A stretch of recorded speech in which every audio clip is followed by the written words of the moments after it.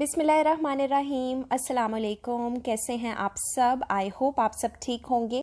Welcome back to my channel doctor Khadija says. As you all know, I am doctor Khadija Khalid. I am a pulmonologist. It's been so long जब मैंने अपनी last video post की थी, क्योंकि कुछ बहुत important काम आ गए एंड मैं बहुत ज़्यादा बिजी हो गई। But the important thing is कि I am here back again. ये चैनल इसी तरह से चलता रहेगा, थोड़े बहुत डिलेज आते रहेंगे, that doesn't matter at all. जो चीज़ मैटर करती है वो ये है कि वीडियोस आती रहेंगी आप सबके लिए। आज की वीडियो बहुत अहम है और ये वीडियो कैंसर के बारे में है।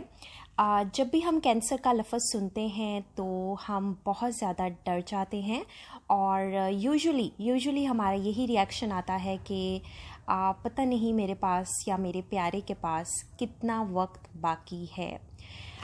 तो आज मैं आपको बहुत आसान ज़ुबान में कैंसर के बारे में बताऊंगी कि कैंसर होता क्या है, और मैं लंग कैंसर के बारे में भी बात करने वाली हूँ, क्योंकि आई एम अ पल्मोनोलॉजिस्ट और मेरे पास जो केसेस आते हैं वो यूजुअली लंग कैंसर के होते हैं। कैंसर सबसे पहले तो किसी भी जिस्म के हिस्से का हो सकता है, किसी भी हिस्से का। इससे मुराद ये है कि सर के बालों से लेकर पाँव के नाखून तक किसी भी चीज़ का कैंसर हो सकता है। इंसानी जिस्म बहुत सारे सेल्स से मिलकर बनता है। सेल का मतलब होता है खुलिया, और जिस्म में हमारे ट्रिलियन ऑफ सेल्स मौजूद हैं जो हमारा जिस्म बनाते हैं। ये सेल्स डेली बेसिस पर टूटते हैं और नए सेल्स बनते हैं, और ये प्रोसेस चलता रहता है। कभी सेल्स टूटते हैं, कभी बनते हैं, इट इज़ नॉर्मल। ये खुदा ने एक ऐसा निज़ाम बना दिया है इंसान के जिस्म के अंदर। अगर ये निज़ाम अपनी नॉर्मल रूटीन से हट जाए, यानी अगर एक सेल को ख़त्म होना था और नया सेल बनना था, लेकिन वो उस मिकदार से ज़्यादा सेल्स बनने लगे हैं जिसमें नॉर्मली बनने थे। अगर 4 सेल्स बनने थे तो वो हज़ारों, लाखों, सैकड़ों की तादाद में सेल्स बनने शुरू हो गए हैं। जिस्म के जिस हिस्से में ये मसला जारी होगा वहीं कैंसर स्टार्ट होता है। लेट्स सपोज़ कि ये मसला आपके किडनीज़ में स्टार्ट हुआ है, आपके गुर्दों में, तो वहाँ पर कैंसर स्टार्ट होगा। आपके लिवर में स्टार्ट हुआ है यानी जिगर में, तो वहाँ पर ये मसला स्टार्ट होगा। इन सेल्स को बनना है, ख़त्म होना है और फिर रुक जाना है। लेकिन अगर ये सिलसिला नहीं रुकता, एबनॉर्मल मल्टीप्लिकेशन यानी सेल्स एबनॉर्मली बनते चले जा रहे हैं, और ना सिर्फ वो अपनी क्वांटिटी में यानी अपनी मिकदार में ज़्यादा हो रहे हैं, बल्कि वो एबनॉर्मल सेल्स हैं। कैंसर किसी जरासीम की वजह से नहीं है, किसी इंसान से दूसरे को नहीं हो रहा, बल्कि आपके अपने जिस्म के सेल्स आपके खिलाफ उठ जाते हैं। इन सिंपल वर्ड्स, कैंसर के जो असरात हैं वो कुछ इस तरह से आने लगते हैं कि अगर आपके अंदर एक रसोली बन गई है, यानी एक आम लफ्ज़ों में मैं कह सकती हूँ कि एक गिल्टी बन गई है, तो जिस अज़ा के अंदर ये होगी, ये अपने आस पास की चीज़ों को भी अपनी लपेट में लेगी। उसके आस पास जो भी है, चाहे आपकी शरेयानें गुज़र रही हैं, चाहे कोई और अज़ू पड़ा हुआ है, तो ये उसको भी अफेक्ट करेगा कैंसर। उसके ऊपर प्रेशर डालेगा, खून की नालियों को दबाएगा, खून रुक जाएगा। उसके अलावा कैंसर आपके जिस्म के किसी भी हिस्से तक जा सकता है खून के ज़रिए। उसके अलावा कभी कभी कैंसर की कुछ जड़ें होती हैं, वो अलग होती हैं और वो भी किसी और जिस्म की जगह पर चली जाती हैं। सपोज़ आपकी हड्डियों में चली जाती हैं और वो कैंसर हड्डियों तक पहुंच जाता है, और फिर पेशेंट को कुछ इस तरह के सिम्टम्स आने लगते हैं कि जैसे जिस्म में दर्द, हड्डी का फ्रैक्चर हो जाना। आदमियों के अंदर जो कैंसर कॉमन है वो फेफड़ों का कैंसर है, और इसका एक बहुत बड़ा रीज़न है सिगरेट स्मोकिंग। औरतों के अंदर जो है वो ब्रेस्ट कैंसर बहुत ज़्यादा कॉमन है। साथ ही साथ मैं ये भी बताती चलूँ कि ज़रूरी नहीं है कि फेफड़ों का कैंसर हर दफ़ा सिगरेट की वजह से हो, बट मेजॉरिटी जो फेफड़ों के कैंसर्स हैं वो सिगरेट की वजह से होते हैं।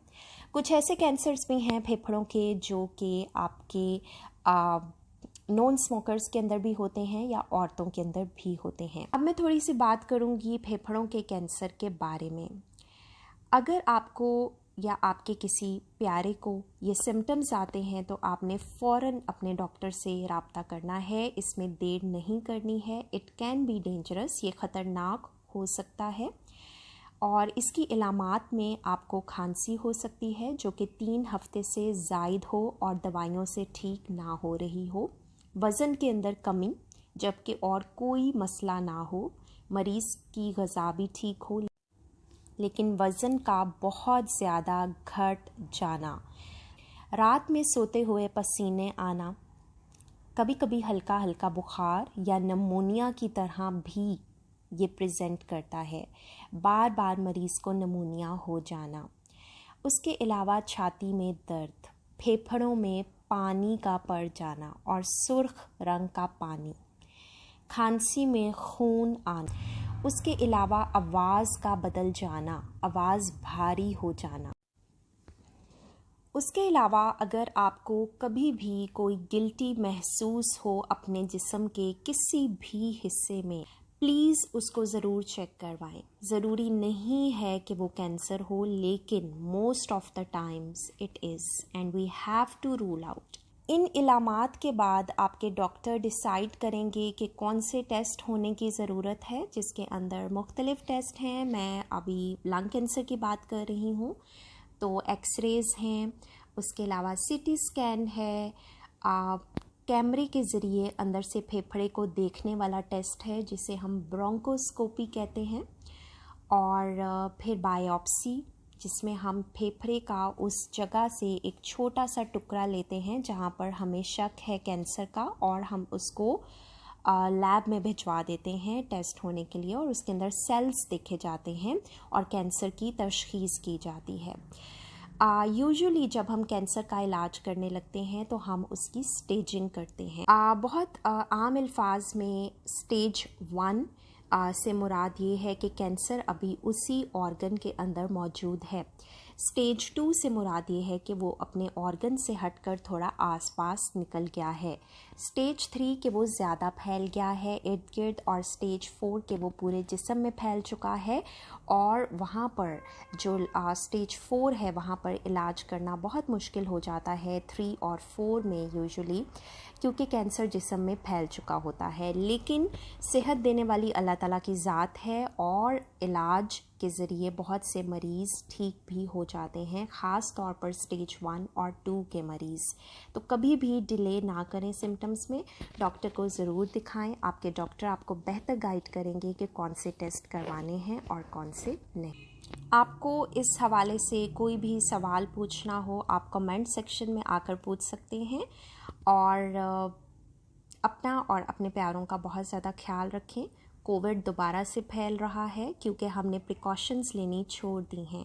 बहुत से लोग हैं जो मास्क नहीं लगा रहे, हाथ नहीं धो रहे, सोशल डिस्टेंसिंग मेंटेन नहीं कर रहे, तो प्लीज़ काइंडली ये प्रिकॉशनरी मेजर्स लेना मत छोड़ें। अपना बहुत ज़्यादा ख्याल रखें और अपनी दुआओं में मुझे भी याद रखें। Thank you so much. अल्लाह हाफ़िज़।